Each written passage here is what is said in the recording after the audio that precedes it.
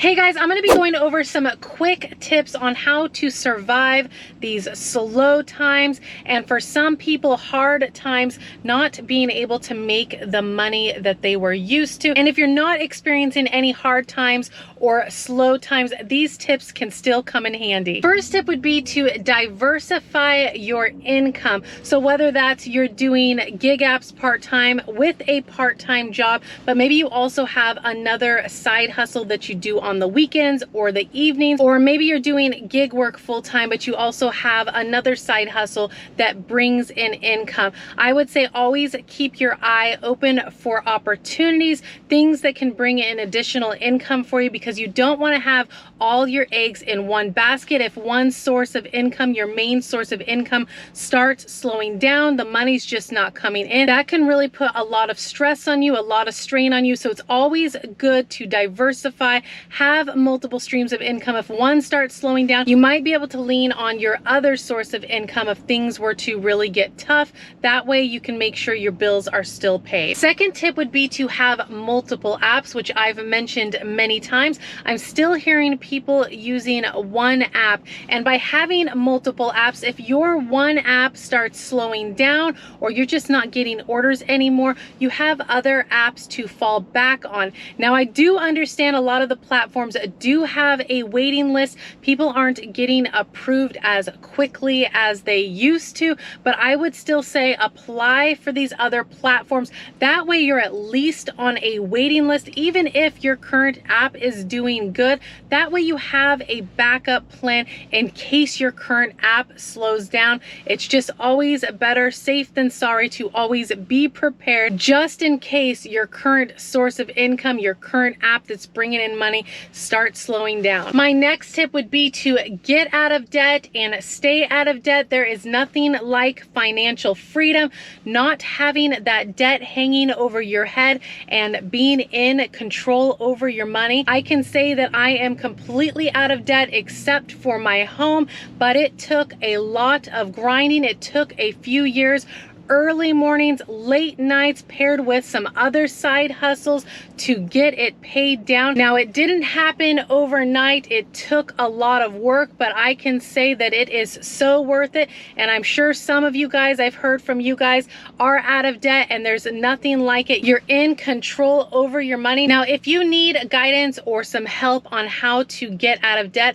I have always followed Dave Ramsey. Now, some of you guys may have heard of Dave Ramsey, and I will leave a link in the description if you're not familiar with him, but he offers a lot of guidance and help. He has YouTube videos, he has a website. In some cities he offers classes, and I can say he has changed my life. Again, the link is down below for Dave Ramsey, who can offer some steps on getting debt free. Next tip would be to lower monthly expenses. Sometimes it could be a subscription that you're not using anymore. Maybe it's your cell phone plan. You've been with a company for a very long time. It's always good to shop around and see if you can find somebody else that still meets your needs, but maybe cheaper. I have done this myself with my cell phone company, shopped around, found another plan that was offering the same things for a lot cheaper, switched over, so I saved money there. My garbage company, I wasn't utilizing the full garbage can, so I downsized, saved a little money there. Also noticed at one point we were spending a lot of money going out and having coffee, which my husband and I enjoy very much. It's kind of like our treat. Now, we still do once in a while, but it was often enough to where we were spending a lot. So what we did is we bought ourselves an at-home inexpensive espresso machine, which is still kicking, and we make coffee at home, and once in a while we still go out and treat ourselves. So little things like that can help lower your monthly expenses, and that way you have money you can allocate somewhere else, whether it's debt, whether it's an emergency fund, maybe it's that trip that you've been wanting to go on, or maybe it's an investment account. Just little things like that can help over time. Just a good practice to do every once in a while. And my last and final tip for those of you who are saying that your market is doing really, really good, which is awesome, I would say take full advantage when things are good. When my husband and I started originally driving was good. We were staying busy. We were making good money. We took full advantage of it. Like I said, we would drive early mornings to late at night because we had goals that we needed to accomplish. When things are good, definitely take advantage of it because you don't know how long it's going to stay that way. So I really hope some of these tips help somebody out. So I'm going to go ahead and get these apps turned on. It is dinner time and I'm ready to get these wheels to moving. All right, guys, like I said, it's dinner time. It has been silent again. So I decided to take a spin. Like I said, sometimes that works. It did end up working. I got an offer from Ubereats, $3.05 for 2.2 miles. Decline that. That is just too low. Ubereats then sent me another offer, $12.04 for 6.4 miles. For Panera. I am here right now and I was driving past here when I got to the offer, but it looks dead here. There's like no cars. I drove by my Walmart earlier where we usually pick up our orders. There is no cars at all. Hopefully it's not one of those nights. Hopefully things will pick up. I did pick up a schedule for GrubHub as well. I haven't even heard from DoorDash or GrubHub or Spark, just Uber Eats, but just a couple of orders. So we're gonna go in, crossing my fingers the order's ready. I'm assuming it should be. Like I said, it's dead here. Hopefully this will get the wheels to move in tonight.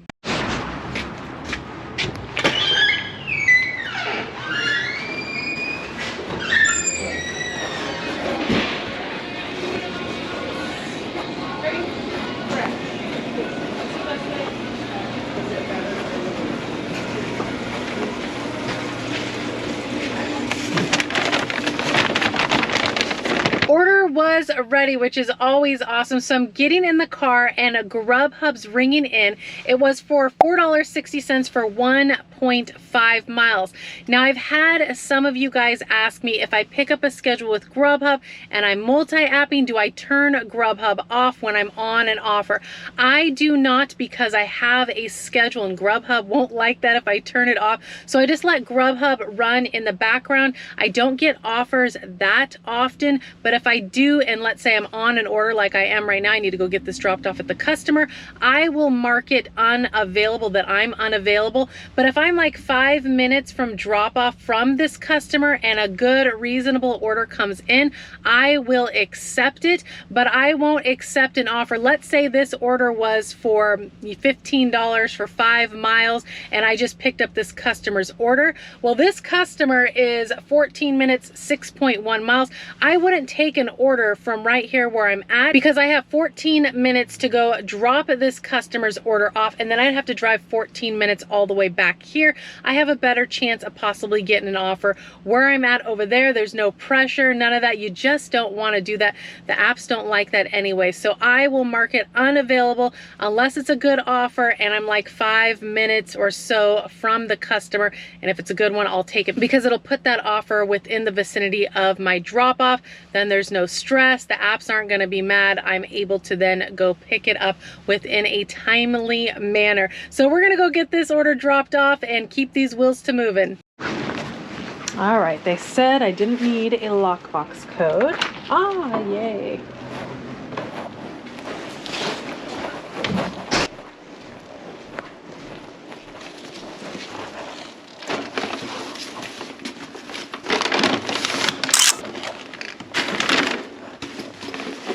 Panera orders dropped off. It was an apartment complex. Now there was a call box at the front door, but the customer was kind enough to leave me some detailed notes about their apartment and that I didn't need a code for their call box. So I just pulled on the handle and it opened right up, thank goodness. So that's dropped off. Now I was leaving the apartment complex and Ubereats sent me an offer that I took $7.04 for 2.5 miles for Subway. I am here right now, but after I accepted that offer, they wanted to try to put an add-on on me, and it wasn't a good add-on. It was a decline, $1.50 for 0.6 miles. Now the 0.6 miles is nice, but not for $1.50. That's just ridiculous. So that's a decline. I'm going in hoping this sandwich is ready.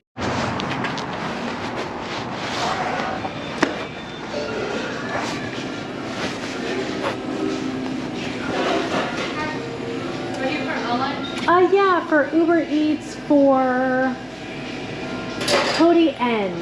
Yeah, is it possible for you to call Cody because we're out of meatballs? You're out of meatballs. Okay, see what he wants to substitute it for? Yes, okay. please. Thank you. Yeah.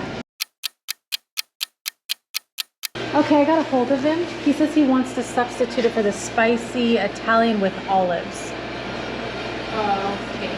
Okay? Just spicy Italian with olives, that's it? You know, does like, are you talking about like the mayonnaise and mustard and stuff like that? Yes, yeah. Okay. Ask him if he wants it like with just like spicy Italian with everything else, or just like spicy Italian with Let olives. me call him. Okay. Sorry about that. No, it's all right.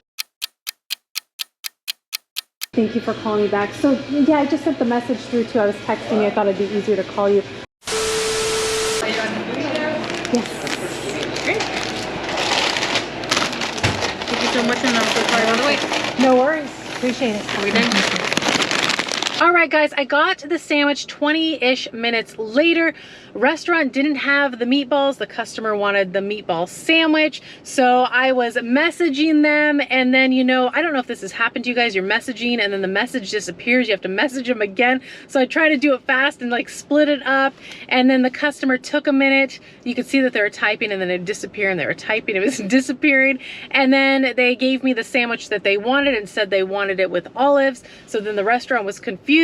Do they just want olives and the meat, or do they want everything else on it plus olives? So I tried calling them, they didn't answer.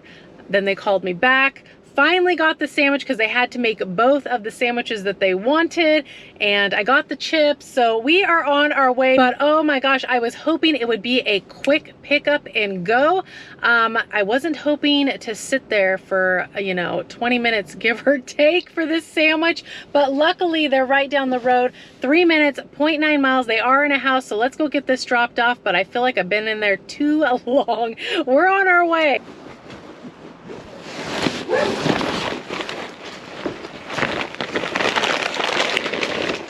Hey. Hi, perfect. Yeah, Good. You're welcome. Thank you so Have much. a good night. And Yeah, your you chips too. are in the bag. Oh, thank you so much. You're I welcome. appreciate it. Yes, bye-bye.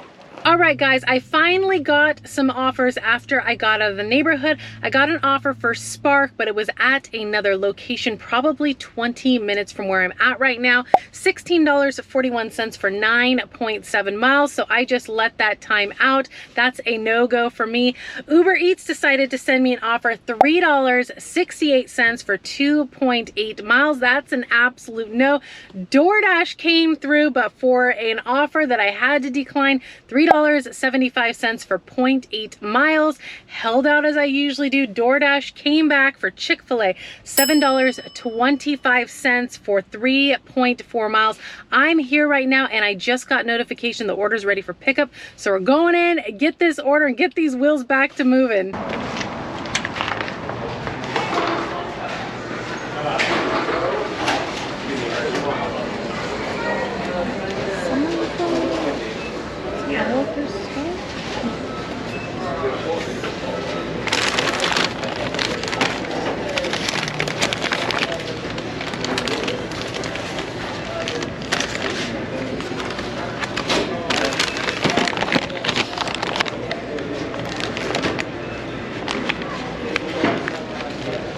Order was ready, sitting on the shelf. We are on our way. 10 minutes, 3.1 miles.